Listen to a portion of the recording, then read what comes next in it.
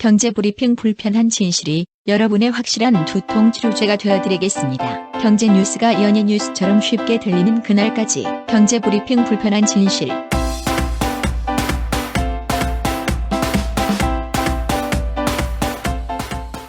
경제브리핑 불편한 진실 7월 4일 순서 시작하겠습니다. 지난 주말 잘 보내셨죠? 어디 좋은 데 다녀오셨어요? 저는 장인어른이 생신이셔서 모처럼 가족이 외식을 했어요. 뭐 맛있는 거 드셨어요? 무제한 샤브샤브 레스토랑에 갔거든요. 아니 샤브샤브도 무제한이에요? 그런 게 있더라고요. 오호. 근데 거기가 또 소고기예요. 아니 소고기인데 네, 물론 무제한이라고? 물론 한우는 아닌데 응. 뭐 뉴질랜드, 호주 이쪽인 것 같아요. 그래도 먹을만 하잖아요. 호주산 소고기도. 그러니까 아니 가격은 얼만데요? 가격이요. 1인분에 17,000원대였어요. 17,000원인데 무제한이에요? 예. 일반 샤브샤브 집보다 많이 비싼 것 같지는 않은데요? 그러니까요. 그래서 모처럼 온 식구가 모여서 제가 쏜다고 해서 갔죠. 아이 그럼 나도 좀 부르지 그랬어. 근데 뭐 좋았어요. 일단 기본으로 나오는 소고기 아주 2층짜리로 해가지고 딱 가져오는데 풍성하더라고요. 먹고 나서 리필이 되나 하고 이제 딱 벨을 찾아봤는데 벨이 없는 거야. 아니 그러면 주문은 어떻게 해요? 벨이 없다는 얘기는 부르라는 얘기잖아요. 그러겠네. 근데 거기 매장이 굉장히 넓어요. 그리고 일을 하시는 분들도 여기서 부르고 저기서 부르고 하니까 정신이 없어. 손님이 많았군요. 예. 그러니까 이 부르기가 민망할 정도예요. 그래서 어쩔 수 없이 제가 카운터로 가서 저쪽에 리필 2테이블 다 해주세요 하고 부탁을 하고 왔죠. 리필로 들어온 소고기는 좀 더 얇아지더라고요. 원래 것보다? 네, 처음에 온 거보다 조금 얇아져. 그래서 기분 탓인가? 그래서 앞 건너 테이블 보니까 처음 온 거예요. 그분들도. 근데 처음 오는 고기는 확실히 두껍더만. 일부러 따로따로 이렇게 내보내나 보죠? 네, 그러니까 기본 제공 소고기는 두껍고 리필부터 나오는 소고기는 조금 얇아지는 거죠. 아니 이걸 어떻게 받아들여야 될까요? 거기다가 이제 벨이 없으니까 미안한 마음에 저희도 이거 자꾸 시키기도 좀 그렇고 그 종업원 분들도 정신없이 막 고생을 하시니까 미안하더라고요. 그렇군요. 그래서 결국 2번인가 밖에 리필을 못했어요. 그 얇은 고기를. 아하. 이것저것 주섬주섬 먹으니까 또 배가 부르더라고요. 아니 그러니까 본전을 못 뽑았다는 얘기네? 그런 것 같아요. 이거 어떻게? 그리고 늘 그렇듯이 그런 무제한 뭐 리필, 뷔페 이런 데를 가면 왜 한 그릇만 먹어도 이렇게 배가 부른지 저는. 박 PD가 맨날 저한테 그랬잖아요. 그 음모론 제기했었잖아요. 그렇죠. 뭐 이상한 거 타가지고 일부러 배부르게 만든다고. 네, 뭐 과산화수소 같은 거를 살짝 넣는 게 아닌가 싶기도 하고. 설마 그러진 않았겠죠. 그냥 기분 탓이려니 그렇게 생각하세요.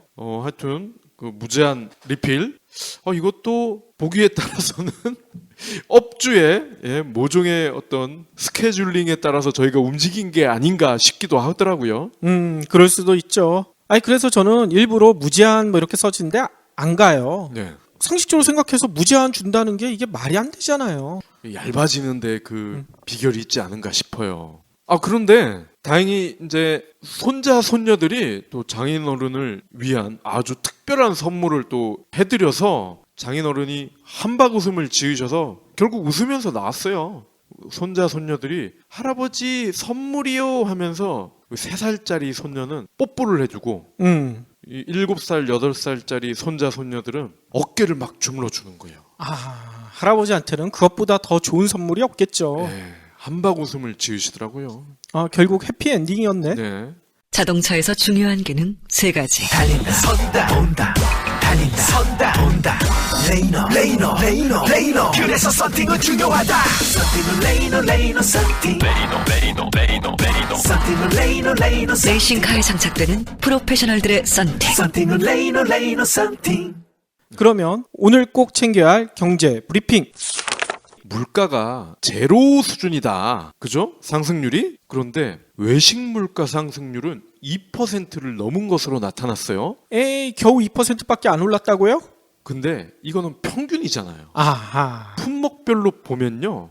서민들의 워너비 아이템이죠. 소주, 김밥 엄청나게 올랐습니다. 아니 소주가 워너비로 보면 좀 그렇지 않나? 머스트빈가 이거는? 아무튼 예. 4일 통계청에 따르면요. 지난 2분기 38개 외식 품목을 살펴봤더니 가장 많이 오른 게 소주래요. 오호. 1년 전보다 12.5%, 이렇게 많이 올랐어요? 1분기에도 10.7%나 올라서 전체 외식 품목 중에 가장 큰 폭의 오름세를 보였는데 2분기에도 역시나 톱을 차지했다는 거죠. 이야, 장난 아니네요. 두 번째로 많이 오른 게 김밥인데 1년 전보다 5.2%가 올랐습니다. 아니 그러면 천국 어떻게 가요? 김밥 천국.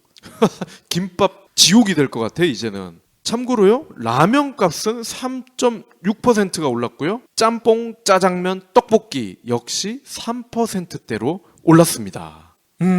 아니 진짜 이제 뭐 먹어야 될지 이것마저 고민해야 되겠네. 세금 적게 거친다고 해서 재벌들 내는 법인세는 깎아주고 담배값, 소주값 올렸죠? 공공요금도 올렸죠? 근데 지금은 저희가 최근에도 한번 보도를 했습니다. 세금을 너무 많이 걷어서 남아돈다. 그러니까 말이야. 서민 삥 뜯었더니 세금은 남아돌고 있죠. 두 번째 소식도 참 우울한 얘기인 것 같아요. 서울 시내 평균 집값이요. 얼마를 돌파했는 줄 아세요? 무려 5억 원을 돌파했대. 5억. 어이 진짜 평생 5억 모을 수나 있나? 평균이 5억이면은 그죠? 실질적으로 목이 좋은 곳은 더 비싸다는 얘기잖아. 그러니까 말이에요. 아무튼 이 내용은요. KB국민은행이 밝혔는데요. KB국민은행이 이 비슷한 관련 조사를 시작한 지난 2008년 이후 주택 매매가가 5억 원을 넘은 것은 이번이 처음이라고 합니다. KB국민은행에 따르면요. 지난달 서울 지역 주택 평균 매매 가격은 5억 198만 원. 전월보다 무려 294만 원이 올랐대요. 그러니까 한 달 동안 월급만큼 오른 거야. 한 달에 300만 원이 올라버렸네? 그러니까 말이에요. 서울 주택 매매가는요. 지난 2011년 6월에 4억 8천만 원으로 올라선 다음에 어느 정도 그래도 좀 횡보를 했었대요. 뭐 그 사이에서 왔다 갔다 했는데 2013년 들어서서 4억 4천만 원으로 좀 떨어졌었나 봐요. 그리고 좀처럼 회복하지 못하다가 갑자기 지난해 1월부터 이게 올라가기 시작한 거예요. 지난해 1월 이후 1년 반 만에 6천만 원 가까이 뛰었다고 합니다. 1년 반 만에 6천만 원이 뛰었어요? 1년 반 만에 보통 직장인의 연봉만큼 뛴 거 아니야. 지난주에 저희가 근로자 평균 연봉이 3천만 원대라고 방송을 한 기억이 나는데 아니 그럼 평생 집 사기 글렀네. 그렇죠. 연봉 오르는 것만큼 집값이 오르고 있으니 이거 어떻게 평생 집 한 칸 마련하겠어요? 아니 근데 참 이 부동산 얘기할 때마다 저희가 정말 조심스러워요. 그렇죠. 저희는 집 사지 마세요. 거품 언제 터질지 모릅니다. 그러고 있는데 이렇게 계속 집값은 올라가고 있거든요. 그래서 이제는 이제 거품론 이런 거 얘기하기도 지쳤어. 아예 이제는요. 양극화가 심해진다. 이런 쪽으로 좀 컨셉을 바꿔야 될 것 같아요. 뭐 그럴 수도 있고요. 저는 그래도 아직까지 거품론에 한 표를 던지고 싶습니다. 이게 원래 주식도 그렇고 부동산 가격도 그렇고 떨어지기 직전이 가장 화려하게 상승하거든요. 대우조선이 분식회계를 해서 지금 난리가 났잖아요. 어우 장난 아니죠? 전 사장이 검찰 조사를 받고 그러고 있는데 오늘 고재호 전 대우조선 사장이요. 피의자 신분으로 검찰에 출석을 했거든요. 근데 검찰은 5조 4천억 5,400억도 아니고 5조 4천억 원대 분식회계를 이 전 사장이 저지른 혐의가 있다 이렇게 보고 있거든요. 아니 5조 4천억 원이나 분식회계 하려면 이거 도대체 어떻게 해야지 이 정도 큰 규모가 가능하죠? 예, 근데 이 전 사장이 자기는 회계 조작을 지시한 적이 없다 이렇게 밝혔어. 아니 5조 4천억 원이나 분식회계가 됐는데 사장이 이걸 몰랐다? 말이 되나요? 그러게 말이에요. 사장도 모르는 분식회계를 할 수가 있을까요? 어쨌건 자기는 지시한 적이 없다. 그리고 이게 핵심인 것 같아요. 그럼에도 이 대우조선이 성과급 잔치를 했단 말이죠. 이에 대해서 책임감을 느끼냐라고 했더니 노코멘트. 아무런 대답을 하지 않고 조사실로 향했습니다. 고 전 사장은요. 2012년 4월부터 작년 5월까지 대우조선의 사장으로 부임을 했어요. 그런데 검찰은 원가를 임의로 축소하고 매출액이나 영업이익을 과대 계상, 그러니까 부풀렸다는 얘기죠. 이러한 방법으로 회계 사기를 저지른 것으로 추측하고 있는데 정작 이 당사자는 자기는 그런 적 없다. 성과급 잔치 책임감 안 느끼는 것 같아요. 5조 4천억 원을 장난을 치려면은 물론 사장의 지시가 있어야 하겠지만 그 전에 산업은행이 채권단으로 있잖아요. 그렇죠. 5조 4천억 원짜리 장난을 치고 있을 때 이 채권은행인 산업은행은 도대체 뭘 했나? 이것도 궁금하고요. 그리고 이 대우조선은 상장사 아닙니까? 상장사. 거대 상장사인데 이런 5조 원짜리 분식회계를 과연 그 누구도 알아채지 못했다. 또는 알더라도 방조를 했다는 거잖아요. 이게 어떻게 가능한가? 지금도 이해가 안 되거든요. 나라가 정상이 아니란 얘기인 거죠. 박 PD는 돈이 많으시잖아요. 아니요? 그래서 통장도 상당히 많으실 것 같은데. 없어요, 저. 에이, 많잖아요. 저는 그 우리은행 하나밖에 안 써요. 그래요? 아무튼 보통 개인들이 통장을 하나만 가지고 계시지 않잖아요. 여러 가지 계좌를 가지고 계시는데 이거 관리하지 못해가지고 휴면 계좌가 되는 경우들이 의외로 많다고 그러더라고요. 맞아요. 저도 우리은행을 쓰는 게 첫 직장부터 이 월급은행이 여기였거든요. 그렇죠. 근데 이제 우리은행으로 월급을 받지 못하니까 아예 월급이 없죠. 아무튼 우리나라 성인 중 1년 넘게 사용하지 않고 갖고만 있는 잔고 30만 원 이하의 은행 계좌 숫자가요. 1인당 평균 2.5개나 된대.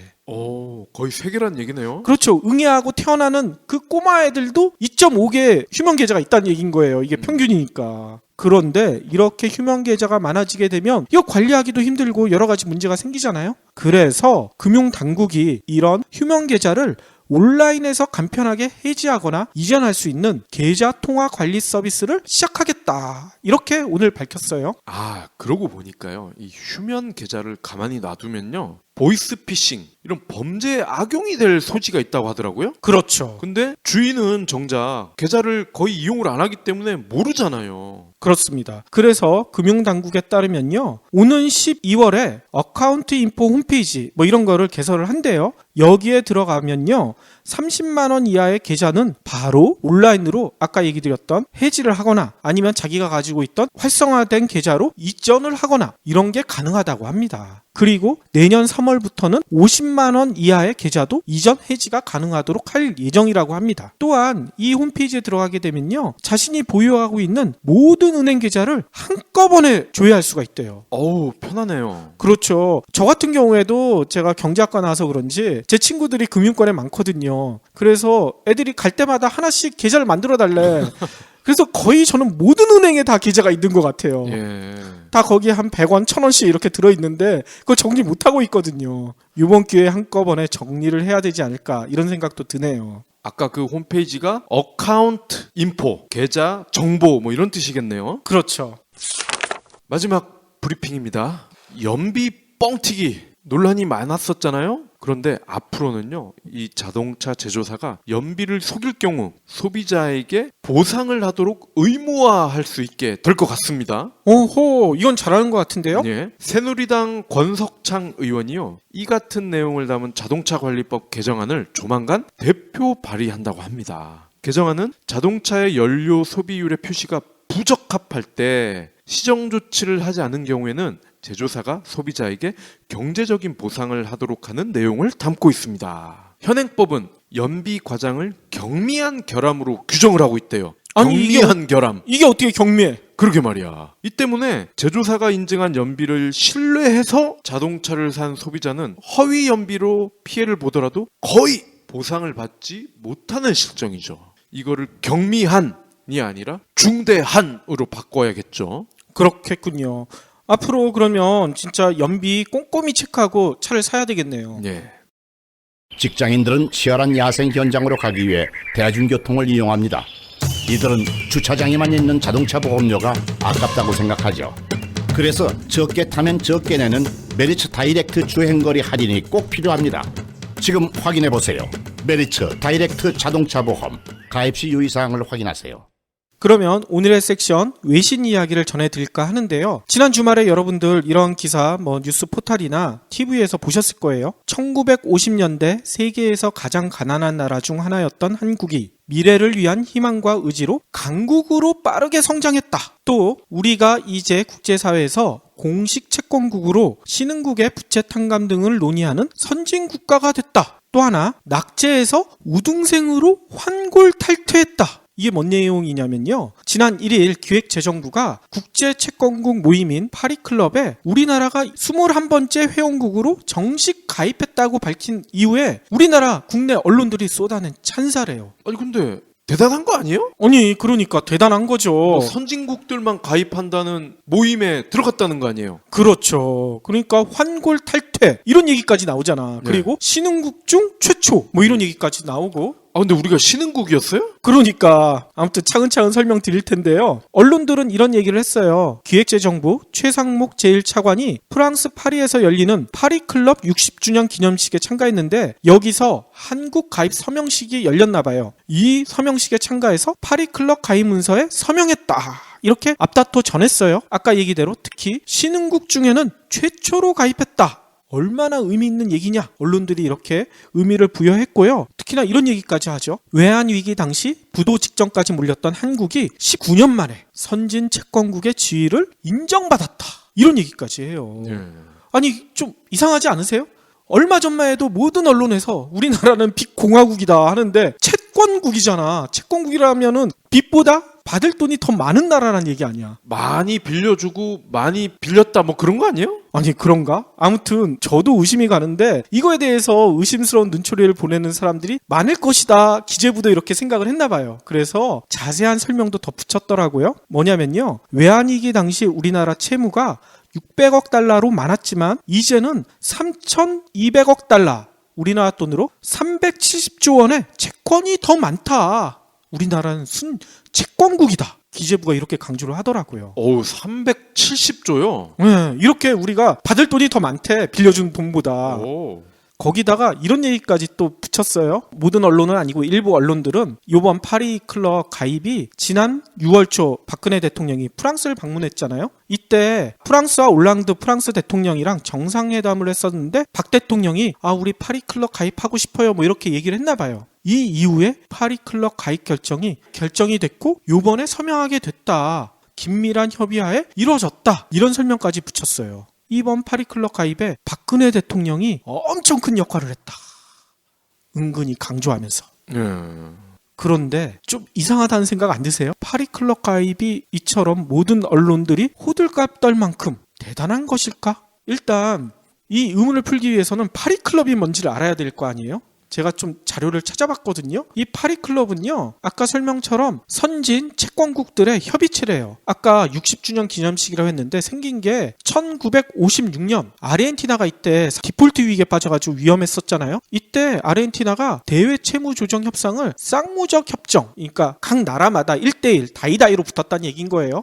이렇게 하니까 너무 힘들다. 아예 다자간 협정으로 바꿔달라. 아르헨티나가 채권국이 아니라 채무국이에요. 돈 많이 빌린 나라가 나 이게 협상하기 힘드니까 채권국들한테 다자간으로 좀 하자. 변경을 요구했는데 아르헨티나가 이렇게 요구를 하니까 채권국들이 파리에 모여서 회의를 했어요. 이거에 기원이 돼서 파리클럽이 탄생했다고 합니다. 파리에서 회의를 했기 때문에 파리클럽인 거예요.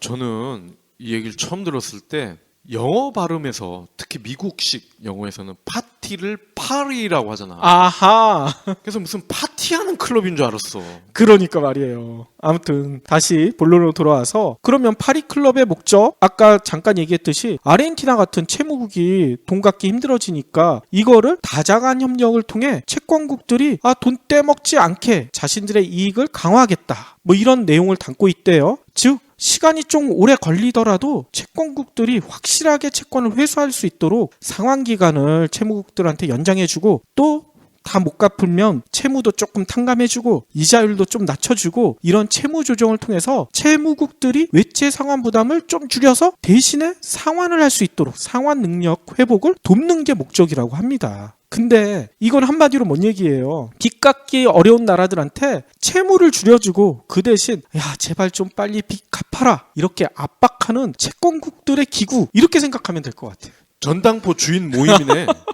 한마디로 그런 것 같아요. 아무튼 이 파리클럽 가입이 결정되니까 기재부가 자기네 홈페이지나 뭐 이런 데를 통해서 파리클럽에 대한 설명 잔뜩 써놓으면서 이런 얘기를 붙여놨어요. 파리클럽이 지금까지 90개국을 상대로 430여 건의 채무조정 재협상을 이끌어냈다.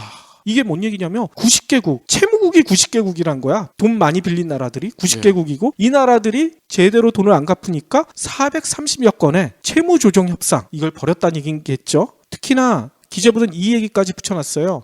지난해 난리가 났었던 그리스 있죠. 그리스 채무협상도 파리클럽이 핵심적인 역할을 했다. 이렇게 강조를 했어요. 그러니까 파리클럽 대단한 데다. 이게 가입한 거 진짜 칭찬받아야 될 일이다. 뭐 이렇게 얘기를 하는 것 같아요. 또 파리클럽에 대해서 좀 찾아봤더니 회원국 우리나라가 21번째라고 했잖아요. 그러면 우리나라보다 전에 가입한 20개 국가가 어느 나라가 있나 봤더니만 미국, 일본, 영국, 독일, 프랑스, 스위스 다 선진국이죠. 주로 OECD 회원국 위주로 돼 있다고 해요. 그리고 1970년 이후에 새로 가입한 정회원국은요. 러시아가 1997년, 이스라엘이 2014년, 한국이 2016년 단 3곳밖에 없대. 그래서 파리클럽 가입하기가 엄청 힘들다. 높은 문턱을 자랑한다. 기재부는 이렇게 설명을 하더라고요. 아니 우리나라가 경제 규모가 10인데 21번째 그럼 10번째로 가입을 해야 이게 힘든 거지 21번째로 가입한 게 뭐가 힘들어? 그러니까 말이야. 게다가 또 박 PD 같이 얘기하는 사람들이 있을 것 같아서 뭐 나라들만 있는 게 아니다. IMF 아시죠? 국제통화기금. 그 다음에 월드뱅크. 이런 9개 국제기구가 옵서버로 참여하고 있다. 그러니까 파리클럽이 그래도 공식력 있고 대단한 기구다. 21번째라도 가입하는 게 대단한 거다. 기재부는 이렇게 설명하더라고요. 게다가 기재부는 이 얘기까지 붙여놨네요. 이번 파리클럽 회원국으로 가입함으로써 채무 재조정 때 목소리를 반영할 수 있게 됐다. 우리나라가 또 이에 따라 대외 공적 채권 회수 가능성이 커질 수 있다. 이렇게 강조를 했어요. 특히 최근에 대외 채권과 대외 경제협력기금 차관, 수출 채권 이런 대외 공적 채권이 우리나라에서도 증가하고 있대요. 그래서 우리나라로서는 신흥국 디폴트 리스크를 대비하기 위해서 파리클럽 가입이 도움이 될 것으로 보인다. 우리나라 잘못하다 돈 떼일 수 있다. 근데 파리클럽 가입하면 떼일 위험이 좀 줄어든다. 이런 얘기인 거죠. 이와 더불어 G20 등 국제사회에서 우리나라의 발언권이 엄청 강화될 수가 있고 또 채무국의 신용 현황, 회원국별 지원, 연체 현황 이런 민감한 정보, 쉽게 알기 힘든 이런 정보도 얻을 수가 있다. 가능해진다. 이 얘기까지만 들으면 우리나라 빅공화국인 줄만 알았는데 우리나라 경제에 한 줄기 햇살이 보인다. 뭐 이런 생각까지 들어. 그렇죠. 당장 살아날 것 같아. 그런데 아까 제가 처음에 잠깐 얘기한 대로 이 파리클럽이 이렇게 대단한 것인가? 좀 의심이 많이 가요.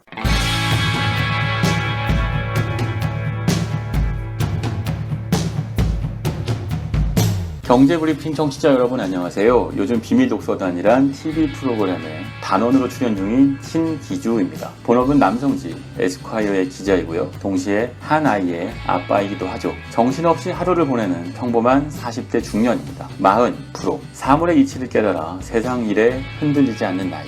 정말 그런가요? 저는 40대가 되니 더 흔들립니다. 더 세차게 흔들립니다. 20, 30대에 생각했던 이상이 현실에서 많이 뒤집힙니다. 소위 말하는 40알이 중이죠. 선배로서, 어른으로서, 기자로서 그런 고민, 그런 아쉬움이 있을 때마다 글을 썼습니다. 그 글을 묶어 남자는 무엇으로 싸우는가 라는 제목의 책을 냈습니다. 아빠와 남자 사이에서, 본능과 제로 사이에서, 희망과 절망 사이에서 40대 남자들이 흔히 겪는 삶의 주제, 남자의 본능과 속성들 40대가 되니 비로소 깨닫게 되는 것들에 대한 이야기입니다. 저는 그저 그런 중년 아재로 남지 않기로 했습니다. 아재로 남기 싫은 40대 이야기 남자는 무엇으로 싸우는가. 도서출판 한빛비즈. 특히 기재부의 설명 중에 납득하기 힘든 부분이 생각보다 많아요. 가장 먼저 눈에 띄는 거는 파리클럽의 성격이거든요. 파리클럽은 기재부 홈페이지에도 이렇게 설명이 되어 있어요. 별도의 기구나 조직을 갖지 않는 비공식적인 국제회의체래요. 공식적인 국제회의체가 아니야. 비공식적인. 한마디로 법적 구속력이 전혀 없는 기구예요. 이에 대해 저같이 비공식적인 기구가 무슨 의미가 있어 하는 데가 있을까봐 기재부가 이런 설명을 붙여놨어요. 비공식은 맞지만 합의록에 서명한 참가국은 구속한다는 점에서 준공식기구로 볼 수 있다. 이렇게 설명을 붙여놨어요. 공식기구는 아니지만 준공식기구래. 아니 그러면 기재부 설명 그대로 받아들이자면 서명 안 한 국가는 어떻게 되는 거야? 빚을 받은 국가들은 서명을 안 했을 거 아니에요. 그러니까 말이에요. 그게 무슨 의미가 있어? 그러니까 너무 설명이 궁색해 보이지 않아요? 게다가 선진국 클럽에 가입한 최초의 신흥국이다. 이렇게 흥분하는 언론 보도도 생각보다 좀 의아해요. 아까 박 PD도 딱 듣자마자 역시 영민해요. 바로 지적했잖아. 파리 클럽의 면모를 보면 이게 선진국 클럽이 맞아? 이런 의심이 되잖아. 예. 일단 아까 얘기한 대로 1970년 이후에 새로 가입한 정회원국이 러시아, 이스라엘, 한국이잖아요. 일단 러시아만 놓고 보자고요. 러시아가 한때 미국과 세계를 양분했지만 현재 선진국이라고 볼 수 있을까요? 군사력을 빼면은 좀 그렇지 않나요? 그러니까 제가 그래서 자료를 찾아봤더니 이렇게 돼 있네요. 러시아 인구가 1억 4천만 명 정도 된대요. 그래서 세계 9위래요. 근데 GDP는 세계 14위야. 인구는 우리나라보다 훨씬 많은데 GDP는 우리나라가 세계 11위잖아요. 우리보다 뒤져. 그러면 우리도 선진국이어야 되잖아. 그렇죠. 근데 우리는 신흥국이라며. 말이 안 되잖아요. 신흥국 그러니까 김흥국 아저씨가 흥분하겠는데. 그러게. 거기다가 이스라엘이 선진국일까요? 이스라엘 제가 찾아봤더니 GDP가 세계 35위밖에 안 돼. 세계 35위인데 선진국이야? 좀 이상하죠? 이스라엘도 드론으로는 선진국인 것 같은데. 드론으로 IT 기술로. 예. 게다가 또 거기 가입된 나라들 중에 스페인이 있거든요. 네. 스페인 아시죠? 요즘 경제가 아작난 나라 아니에요. 그래서 지난해 GDP 순위를 따져봤더니만 세계 12위야. 우리나라는 세계 11위. 우리보다 뒤에 있어요. 기재부 분들이 이 세계사 공부를 너무 열심히 했나 봐. 이 스페인 무적함대 그걸 너무 이미지가 강렬해가지고 스페인이 아직도 선진국인 줄 아는 것 같아요. 그런가? 아무튼 좀 면면이 선진국 클럽이다 얘기하기에는 조금 부족해 보이죠? 또 있어요. 이것도 기재부에 나와 있는 설명인데 파리 클럽이 6대 원칙 하에 움직인대요. 근데 이 6대 원칙을 보잖아요? 되게 웃겨요. 뭐냐면 6대 원칙이 이렇게 돼 있어요. 연대, 정보 공유, 사안별 처리, 조건부, 동등 대우, 그리고 맨 마지막이 만장일치. 일단 만장일치를 놓고 보면 참여 채권국들이 전원이 동의를 해야 이게 모든 게 통과가 된다는 얘기인 거예요. 근데 아까 우리나라까지 치면 이제 21개 회원국인데 가장 극명하게 대립하고 있는 미국과 러시아를 보자고요. 네. 미국과 러시아 지금 정치뿐만 아니라 경제에서도 사사건건 대립하고 있잖아. 근데 이게 대립 안 하고 얘네들이 그래 만장일치로 모든 거 통과시키자. 쉽게 가능할까요? 미국과 러시아가 의견 일치한다는 게 상상이 되나요? 저는 상상이 잘 안 되거든요. 그렇죠. 지금 자칫하면 우크라이나나 뭐 이런 데에서 전쟁까지 하려고 막 벼르던 나라인데. 또 하나 아까 연대라고 그랬잖아요. 연대도 6대 원칙 중에 있는데 연대는 이런 의미를 담고 있대요. 채무국에 돈 빌려준 국가들이 공동 대응한다는 것은 받을 때도 한꺼번에 받고 못 받으면 다 못 받고 이 얘기 아니에요? 근데 나라별로 사정이 다른데 게다가 예를 들어 뭐 A라는 국가한테 돈을 빌려줬으면 나라마다 빌려준 나라도 있고 안 빌려준 나라도 있고 엄청 빌려준 나라도 있고 쬐끔 빌려준 나라도 있고 각각 사정이 다 다를 텐데 공동 대응이 가능할까요? 어렵죠.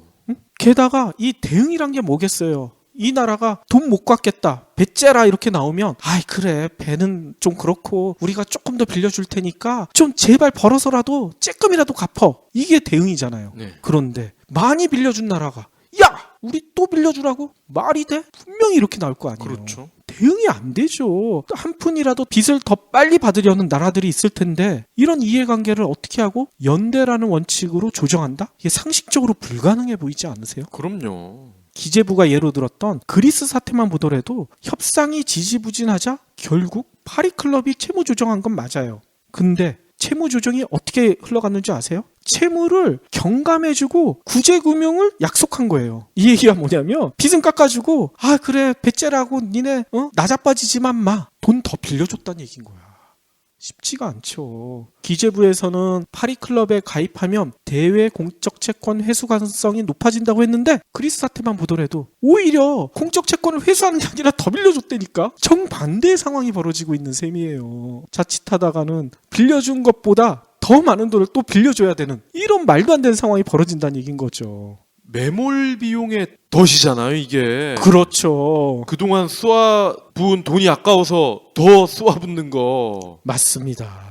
그러니까 이 파리클럽의 역할이 상당히 저는 의심스러워 보이더라고요. 얘네 진짜 아까 박 PD가 얘기한 대로 파리에 모여서 파티하는 게 아닌가 이런 의심이 들어요. 게다가 제일 재미난 점은 뭔지 아세요? 파리클럽 의장국이 역시 파리에서 하니까 프랑스거든요. 예. 근데 의장은 누군지 아세요? 프랑스 대통령이 아니야. 프랑스 장관도 아니야. 프랑스 대장성의 차관이에요. 차관. 차관. 대통령도 아니고 장관도 아니고 차관이야. 이게 뭔 얘기일까요? 한마디로 파리클럽은 차관급 협의체란 얘기예요. 차관급 협의체.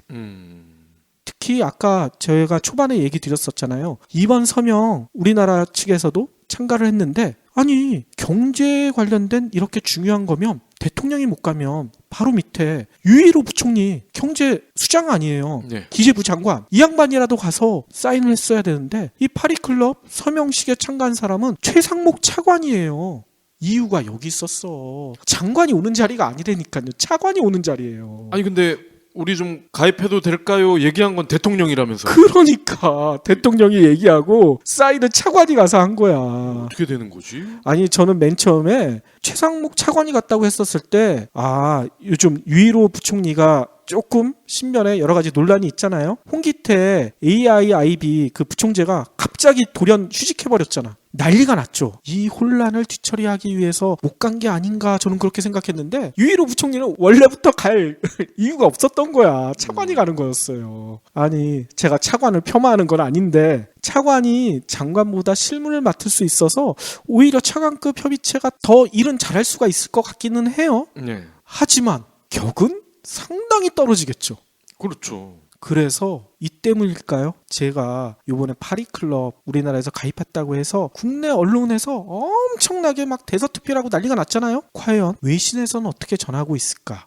제가 궁금했어요. 그래서 뉴욕타임즈에 들어가 봤거든요. 이상하게 얘기가 없어. 그러면 BBC에는 뭐라고 썼을까? BBC를 검색해봐도 우리나라가 파리클럽에 가입했다는 뉴스는 한 줄도 안 나와요. 게다가 그러면 아무리 뭐 해도 통신사는 까식거리까지도 웬만하면 전하잖아요. AP통신에는 한 줄이라도 있겠지 가봤는데 AP통신에서도 제가 검색해봤더니 한 줄도 안 나와. 그래서 제가 할 수 없이 구글 뉴스에 들어가가지고 아예 검색을 해봤어요. 사우스코리아 파리스 클럽 이렇게 검색을 해봤더니 외신 중에 딱 한 군데만 우리나라의 파리클럽 가입을 전하고 있어요. 그 딱 한 군데가 어디냐면 인디언 익스프레스. 듣도 보도 못했어. 이런 매체가 있는지. 인도 매체인가 보죠? 그러니까 제가 찾아봤어요. 도대체 인디언 익스프레스가 도대체 어딘가 봤더니만 인도의 영자지래요. 영자지. 예. 여기만 유일하게 전하고 있고 다른 데는 한 군데도 없어. 진짜 끔찍하지 않나요? 차관급 조직이라 그런 거 아니에요? 그러니까 말이에요. 한마디로 외신들은 이게 전할 가치가 전혀 없다. 철저하게 외면한 거 아니에요. 그런데 국내 뉴스 구글에서도 바로 영어로 치시면 국내 뉴스는 쫙 나와요. 또 우리나라 영자지들 있죠. 코리아 헤럴드 뭐 이런 데에서 전한 뉴스들은 쫙 나오는데 정작 외신들이 전한 뉴스는 하나도 없어. 그러니까 객관적으로 보도 가치를 봤을 때는 아주 한명미달이란 얘기잖아요. 그러니까 우리나라의 파리클럽 가입이 외신들은 보도할 가치조차도 없다고 생각하고 있는 거예요. 근데 우리나라는 대서특필을 한 거 아니에요. 너무 진짜 끔찍하지 않나요? 예전에 이런 얘기가 있었죠. 샴페인을 너무 일찍 터뜨렸다. 기억나시죠? 우리나라가 1996년에 OECD 가입한 이후에 모든 언론들이 당장 선진국이 될 듯이 막 호들갑을 떨었잖아. 우리나라는 이제 선진국 반열에 올랐다. 뭐 이러면서. 그때 당시 김영삼 정부였는데 김영삼 정부가 대통령 선거를 앞두고 세계 경제 질서에서 대외 위상을 획기적으로 높일 수 있는 방법이 뭐냐? OECD 가입이다. OECD 가입하면 안 된다고 여러 사람들이 만류를 했지만 김영삼 정부에서 밀어붙여가지고 OECD 가입했는데 그 다음에 어떻게 됐는지 아시잖아요. 1년 만에 외환위기 맞고 우리나라 국간이 다 비었다 이 얘기하고 샴페인을 너무 일찍 터뜨렸다. 외신들한테 이런 질타를 받았잖아. 네.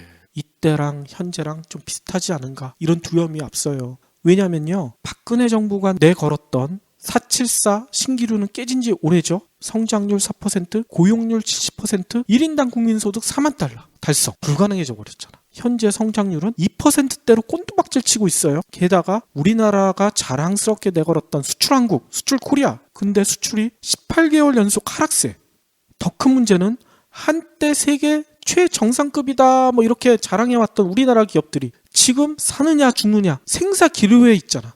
그렇죠. 조선도 그렇고 자동차도 그렇고 반도체도 이제는 우려가 되죠. 그렇죠. 그런데 더 끔찍한 거는 우리나라의 실질 청년 실업률이 34%. 대학 졸업하고도 10명 중 4명 가까이가 놀고 있어야 돼. 인재들이 그래서 헬조선 탈출을 감행하고 있잖아요. 게다가 지난해 말 기준 우리나라의 국가 채무가 얼마인지 아세요? 590조 5천억 원. 이거는 2010년에 329조 2천억 원 규모 정도 됐었는데 5년 만에 200조 원이나 늘어나는 진짜 신기한 마법을 부리셨죠. 근데 거기에 공무원, 군인연금까지 합친 광의의 국가 채무는 놀랍게도 1300조 원. 진짜 천문학적인 숫자 아니에요? 그런데 아까 기재부가 파리클럽에 가입하며 자랑했던 대외 순채권이 370조 원. 사실상 우리나라가 채권국이다. 기재부가 이렇게 강조했는데 이게 어떻게 사실상 채권국이에요? 채무국이지. 국가 채무가 1300조나 되는데.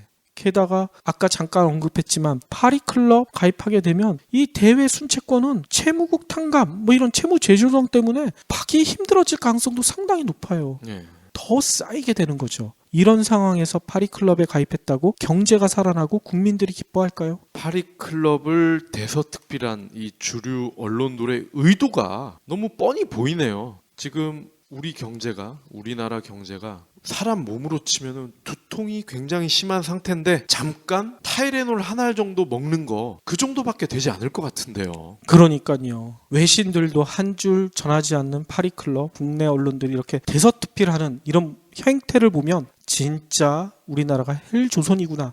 저는 그런 생각까지 들더라고요. 혹시 기부해보신 적 있나요? 이런 질문을 하면 나 먹고 살 것도 없는데 기부는 무슨? 기부는 션, 정혜영, 김장훈이나 하는 거 아니야? 라고 하시는 분들이 많습니다. 하지만 기부는 돈 많은 연예인의 전유물이 아닙니다. 무료 기부 사이트 위시플렉스에 접속하면 누구나 기부천사가 될 수 있습니다. 어떻게 가능하냐고요? 위시플렉스의 나만의 위시에서 매주 마음에 드는 신상 10개만 고르면 됩니다. 물론 사는 것이 아니라 찜만 하는 겁니다. 그러면 기부머니 500원이 매주 생기죠. 이 기부머니를 경제브리핑, 불편한 진실 같은 프로젝트에 후원할 수 있습니다. 참 쉽죠? 보너스도 있습니다. 매주 추첨을 통해 골라놓은 신상을 최대 90% 할인된 가격으로 살 수 있는 기회도 제공합니다. 기부도 하고 신상도 챙기고 그야말로 꽉 먹고 알 먹고입니다. 이래도 기부는 나와 상관없는 딴 나라 이야기라고 하실 건가요? 당장 위시플렉스에 접속해 자랑스러운 기부천사의 이름을 올리세요.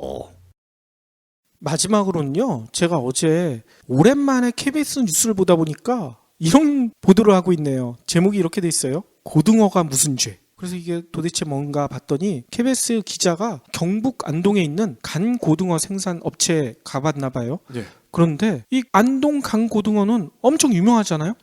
안동 대표 특산물이죠. 그렇죠. 그래서 이 공장이 활기찰 줄 알았는데 냉동 창고에 천장까지 바구니가 수북히 쌓여만 있대. 소금을 친 간 고등어 완제품이 그냥 쌓여만 놓여 있는 거예요. 그래서 이게 왜 그럴까 했더니만 판매가 안 된다는 거예요. 왜 판매가 안 될까? 지난달 초 정부가 미세먼지 주범으로 고등어를 지목했잖아. 그렇죠. 그 이후로 매출이 절반이 줄었다고 이 업계 관계자가 하소연을 해요. 일단 업계 관계자는 이런 얘기를 해요. 지금 총 재고가 무려 20톤 이상이 될 것 같다. 공장 가동률이 떨어지면서 직원을 30% 이상이나 줄였다. 허허. 원래 평상시 같으면 지금은 야간 작업을 해서 물량을 많이 준비해야 되는데 워낙 물량이 안 나가니까 진짜 손 놓고 있다. 이런 하소연을 하더라고요. 기자가 또 인근에 있는 또 다른 업체를 가봤더니 작업장이 텅 비어있대요. 뭐냐면 이 공장은 설립 25년 만에 처음으로 공장 문을 닫았대요. 그리고 직원들은 다 휴가를 보내버린 거야.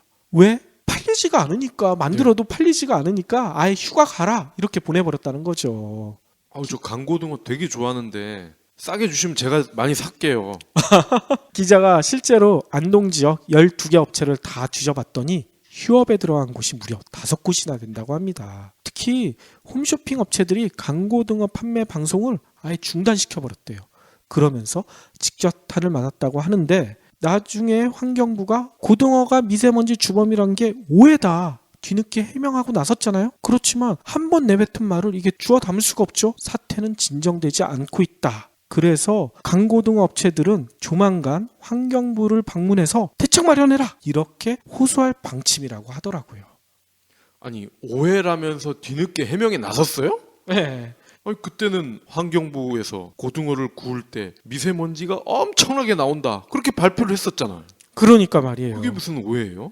근데 간 고등어 사태를 보면서 저는 작년에 벌어졌었던 가짜 백수호 사태 있죠. 예. 이게 생각이 나더라고요. 지난해 4월에 가짜 백수호 사태가 일파만파 퍼지면서 우리나라가 들썩였잖아. 백수호 안 먹는 분들이 없더라고요. 주변에 보니까. 저만 안 먹었네. 아, 그래요? 아무튼 백수호가 건강보조식품으로 엄청 인기 있었고 홈쇼핑에서 없어서 못 팔 정도로 잘 나갔었는데, 식약처가 갑자기 시중 유통되고 있는 백수호 제품 중에 진짜는 5%밖에 안 된다, 이렇게 발표를 내놓으니까 갑자기 이 백수호가 판매가 안 되기 시작했죠. 백수호를 사거나 아니면 또 선물도 많이 했잖아. 예.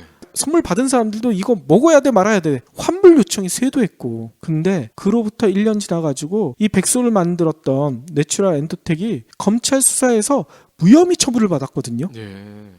그렇지만 내추럴 엔도텍의 줄어든 매출은 회복이 안 되고 있죠. 게다가 백수호를 재배하던 농가들은 파산 지경에 이르렀다고 합니다. 이것도 역시 식약처의 오해였군요. 그러니까 말이에요. 아니, 무심코 던진 돌멩이에 개구리가 맞아 죽는다, 이런 말이 있잖아요. 우리나라 정부 당국자들은 이 옛날 어르신들이 남긴 이 속담조차 모르고 있는 게 아닌가, 이런 의심이 들어요. 정부 당국들이 계속 오해를 하니까 드라마 제목이 생각나네. 또 오해영.